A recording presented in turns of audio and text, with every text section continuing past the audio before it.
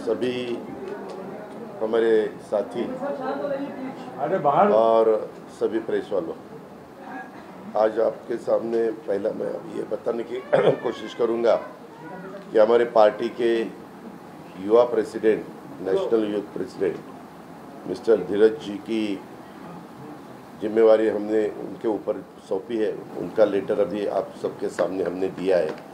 मैं उनका अभिनंदन करता हूं और आगे के काम के लिए भी उनको शुभकामनाएं देता हूं।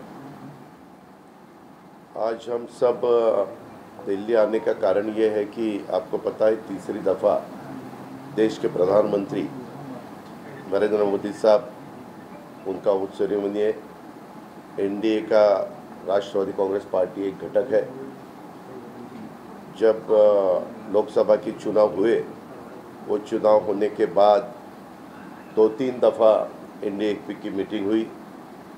शुरू में जो मीटिंग हुई उसमें मैं आ नहीं सका, मैं बम्बई में था, लेकिन हमारे पार्टी की तरफ से प्रफुल्ल भाई को और सुनील तटकरे साहब को भेजा था। और फिर नेक्स्ट टाइम भी सभी जो संसद मेंबर है, जो नवनिर्वाचित होकर आए हैं, उनकी एक मीटिंग थी। एनडीए के सभी नेताओं की एक मीटिंग थी। वो मीटिंग के लिए अपने सेंट्रल हॉल में वो मीटिंग हुई, आपको सबको पता है। और उसमें सब एनडीए के घटक पक्षों ने प्रधानमंत्री जी के बारे में तीसरी दफ़ा की जिम्मेवारी मोदी साहब के ऊपर दे दी और वो कार्यक्रम हुआ। और उसके बाद आज हम ओथ सेरेमनी के लिए आए हैं। एक बात सही है कि दोपहर को मुझे पता चला कि हमारे डिप्टी चीफ मिनिस्टर बीजेपी के जो देवेंद्र फडणवीस जी है महाराष्ट्र गवर्नमेंट में, हमारी महायुति के डिप्टी चीफ मिनिस्टर, तो उन्होंने एक स्टेटमेंट किया है। हमें कल रात को कांटेक्ट किया था। उससे पहले हम सब राजनाथ सिंह जी, अमित भाई और नड्डा जी, इनके साथ एक हमारी मीटिंग भी हुई। हमारे थोड़े बहुत महाराष्ट्र के जो लोकसभा के चुनाव हुए हैं, पूरे देश में हुए, लेकिन महाराष्ट्र के बारे में ये रिजल्ट ऐसा क्यों आया उसके बारे में थोड़ी बहुत चर्चा हुई। और तब मैंने उनको रिक्वेस्ट की थी कि हमारे आज लोकसभा का एक मेंबर है और राज्यसभा का एक मेंबर है, लेकिन 2-3 महीने में हमारे राज्यसभा के टोटल 3 मेंबर होने वाले हैं और लोकसभा के खुद सुनील तटकरे साहब है। ऐसा टोटल राष्ट्रवादी कांग्रेस पार्टी की मेंबरों की सदस्य संख्या पार्लियामेंट में और पार्लियामेंट में 4 होने जा रही है, राज्यसभा और लोकसभा पकड़ के। तो हमें एक सीट मिलनी चाहिए, ऐसे हमारी बात हुई है। वो बोले ठीक है, आपका कहना सही है। लेकिन उसके बाद कल उनका हमें मैसेज आया कि हम इंडिपेंडेंट चार्ज जैसा हमारे शिंदे साहब की पार्टी को दिया है, वैसा एक मेंबर लेना चाहते हैं। तो आप सभी को पता है, पूरे देश को पता है, प्रफुल्ल पटेल साहब, उन्होंने कैबिनेट मिनिस्टर के नाते बहुत दफ़ा सेंट्रल में काम किया है और कैबिनेट मिनिस्टर होते हुए फिर इंडिपेंडेंट चार्ज लेना हमें ठीक नहीं लगा। इसीलिए हमने बताया कि हम रुकने के लिए कुछ दिन के लिए तैयार है, लेकिन हमें कैबिनेट मिनिस्टरशिप चाहिए।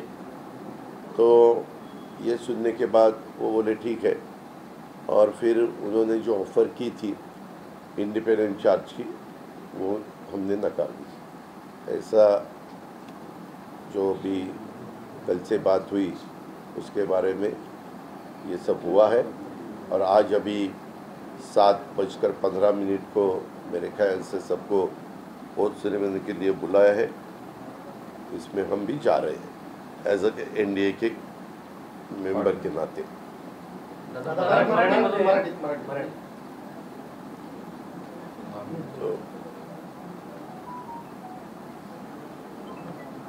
लोकसभेचा निकाल ज्यावेळेस लागला, लोकसभेचा निकाल लागल्यानंतर आपल्याला सगळ्यांना माहिती आहे की NDAची लगेचच मीटिंग बोलवलेली होती।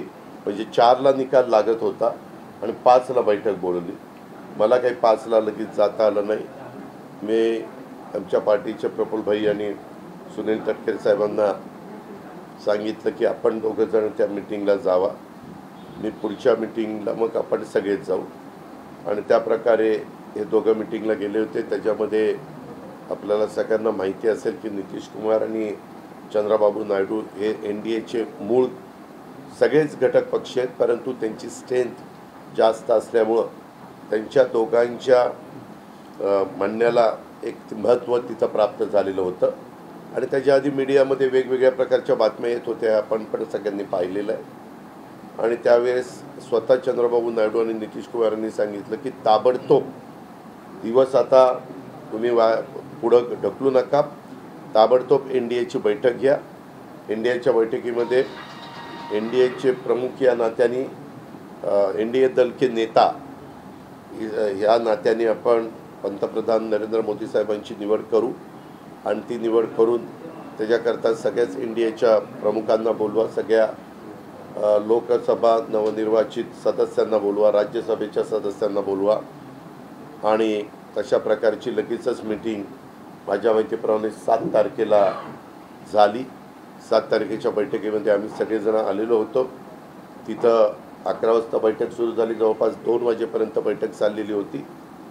प्राईम मिनिस्टर स्वतः 12 वाजता आले आणि त्याच्यानंतर आम्ही सगळे प्रमुख NDAचे घटक हे नड्डाजी, राजनाथ सिंग, चंद्रबाबू नायडू, नितीश कुमार आणि अमित भाई असे सगळेच मिळून राष्ट्रपती महोदयांच्याकडे गेलो। राष्ट्रपती महोदयांनी पण आम्हाला वेळ दिलेली होती। तिथं आम्ही सगळ्या NDAच्या घटक पक्षांचं पत्र सादर केलं।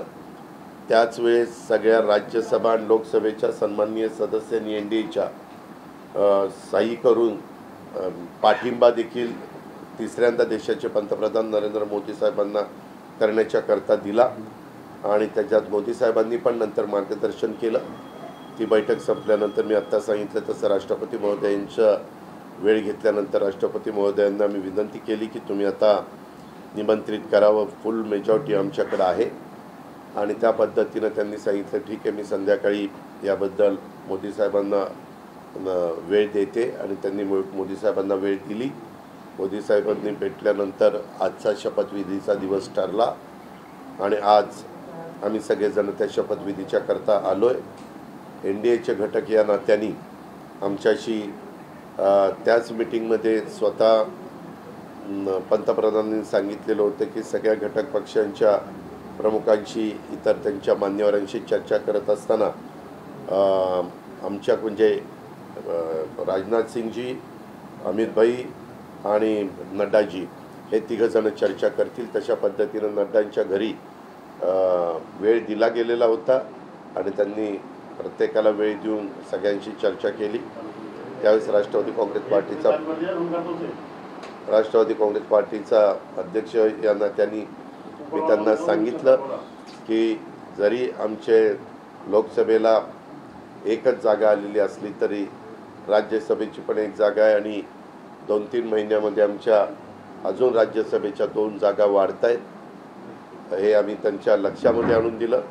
म्हणजे टोटल स्ट्रेंथ आमची राष्ट्रवादी काँग्रेस पक्षाची 4 होती आहे, तर त्यामध्ये आम्हाला एक जागा मंत्रिमंडळामध्ये मिळाली पाहिजे ही आमची रिक्वेस्ट आहे। आणि तशा पद्धतीनं अनेकांनी भेटून त्यांचं काय सांगितलं असेल। काल त्यांचा शेवटी मला फोन आला, मी तिघांशी पण वेगवेगळं त्या ठिकाणी बोललो आणि त्यांनी सांगितलं की बाबा लोकसभेचा विचार करता तुमचा एक मेंबर निवडून आलेला आहे, अनेक घटक पक्ष हे कमी संख्येने निवडून आलेत, परंतु NDAचे घटक म्हणून आम्ही त्यांना प्रत्येकाला मंत्रिमंडळामध्ये घेण्याचा प्रयत्न करतोय। त्याच्यामध्ये काहींना तर आलेले पण नाही आहेत कुणी त्यांचं सदस्य, परंतु ते राज्यसभेचे मेंबर आहेत आणि सोशल इंजिनिअरिंग म्हणून त्यांनाही कॅबिनेटमध्ये घेण्याचं आम्ही ठरवलेलं आहे. पण कॅबिनेट मिनिस्टर न करता इंडिपेंडंट चार्ज द्यायचा अशा पद्धतीनं आमचं ठरलेलं आहे आणि त्या पद्धतीनं आम्ही तुम्हाला एक जागा इंडिपेंडंटची चार्जची देतो, ती आपण घ्या. राज्यमंत्रीपद पण तो इंडिपेंडंट चार्ज. आम्ही त्यांना सांगितलं की आमच्या सगळ्यांचं काही प्रमुख आमच्याबरोबर भुजबळ साहेब होते, धनंजय मुंडे होते, आम्ही बरेच जण होतो. तर आमच्या सगळ्यांचं ठरलेलं होतं की यावेळेस आपण मंत्रिमंडळात कॅबिनेट मंत्र्याची जागा घेऊन ती प्रफुल्लभाई पटेल आमचे सिनियर आहेत त्यांना ती द्यायची. आम्ही त्यांना काल मी नंतर त्यांना सांगितलं की बाबा अनेकदा प्रफुल्लभाई पटेल साहेबांनी कॅबिनेट मिनिस्टर म्हणून या वेगवेगळ्या सरकारमध्ये काम केलेलं आहे आणि त्याकरता तुम्ही त्या कॅबिनेट मंत्रीपदच दिलं तर ते जास्त संयुक्तिक होईल. ते म्हणाले की आम्हाला सगळ्यांनाच बरोबर घेऊन जायचं आहे. आम्ही आज वेगवेगळ्या मेंबर म्हणजे NDAचे जे घटक आहेत त्याच्यातल्या काहींचे संख्या जरी बऱ्यापैकी असली तरी त्यांनाही इंडिपेंडंट चार्ज आम्ही देतो आणि मग अशी तफावत जर केली तर ते योग्य राहणार नाही असं आमचं मत आहे. आम्ही त्यांना सांगितलं की आम्हाला द्यायचं असेल तर आपण कॅबिनेट मंत्रीपद द्यावं, नाही तर आमची थांबण्याची देखील तयारी आहे. थांबून आम्ही NDAला पाठिंबा देऊ. आम्ही म्हणजे दुसरं काही आमच्या मनात वेगळं काही नाही आहे. आम्ही मनापासून NDAच्या बरोबर राहायचा निर्णय त्या ठिकाणी घेतलेला आहे, देशाच्या हिताकरता, एकंदरीत डेव्हलपमेंट करता. अशा प्रकारची भूमिका आम्ही पक्षाने त्यांच्यापुढं मांडली आणि नंतर का होईना आता मंत्रिमंडळ पूर्ण एकंदरीत 82 का 83 सन्माननीय सदस्य मंत्रिमंडळामध्ये कॅबिनेट मिनिस्टर आणि MOU स्टेट मिनिस्टर होऊ शकतात. त्याच्यामुळे आम्ही त्यांना सांगितल्यानंतर ते म्हणले की ठीक आहे, आम्ही पुढच्या वेळेस तुम्ही म्हणताय त्या गोष्टीचा विचार करू. पण अशा पद्धतीनं आम्ही आता आज इथं आलो. धीरज शर्मा यांच्यावर राष्ट्रवादी काँग्रेस पक्षाच्या युवकांची देशाची जबाबदारी सोपवण्याचा निर्णय पार्टीने घेतला. त्यांचंही पत्र आम्हाला द्यायचं होतं, तेही आम्ही धीरजजींना दिलेलं आहे. ते आपण सगळ्यांनी पाहिलेलं आहे आणि त्यांनी युवकांची चांगली ताकद, चांगली शक्ती संपूर्ण देशामध्ये त्यांना मागचा अनुभव आहेच आणि त्याच्यातनं त्यांनी चांगलं काम करावं अशा प्रकारच्या मी स्वतः व्यक्तीच्या आणि पक्षाच्या वतीनं पण त्यांना शुभेच्छा देतो. पूर्णपणे आज त्यांच्यावर आता ती जबाबदारी असताना कुठलंही काम करत असताना पक्षाची प्रतिमा वाढेल, पक्षाला बळकटी येईल, यूथ जास्त पक्षाच्या बरोबर जोडला जाईल अशा पद्धतीचं काम इतर सहकारी मित्रांना घेऊन देखील धीरज शर्मांनी करावं अशा प्रकारच्या माझ्या त्यांना शुभेच्छा आहेत. आता 7:15 आम्हाला शपथविधीच्या करता राष्ट्रपती भवनमध्ये बोलवलेलं आहे. त्याकरता आम्ही शपथविधीला इथून आपल्याशी बोलल्यानंतर तिकडे जाणार आहोत. शपथविधी झाल्यानंतर एक डिनर पण आहे आणि डिनर झाल्यानंतर रात्री आम्ही मुंबईला परत जाणार आहे. उद्याच्याला आमचा वर्धापन दिन आहे 25वा. इथल्या वर्धापन दिनाच्या संदर्भामध्ये